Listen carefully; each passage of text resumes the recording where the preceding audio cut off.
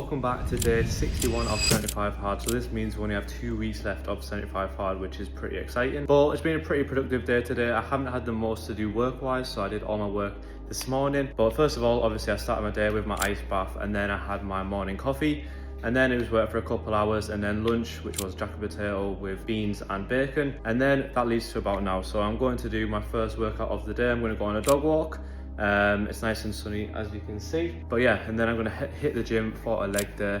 I'm still trying to take it easy exercise wise because my body is recovering from doing my marathon distance on Monday. My feet are hurting and I just feel generally a bit off, still a bit tired. So yeah, I'm trying not to do too much while still trying to maintain or lose my calories. So yeah, it's a bit tough, but making it work. So it is midnight and I'm going to bed. Pretty much I had my tea tonight. It was a bit of a beige one, so I had to add a bit of frozen veg, which was really nice. And then I had my dessert, so I had a Greek yogurt and a bit of honey. And then now I am just about to do my reading and journaling for the day. So yeah, productive day, nice Friday really. And yeah, I will see you in tomorrow's video.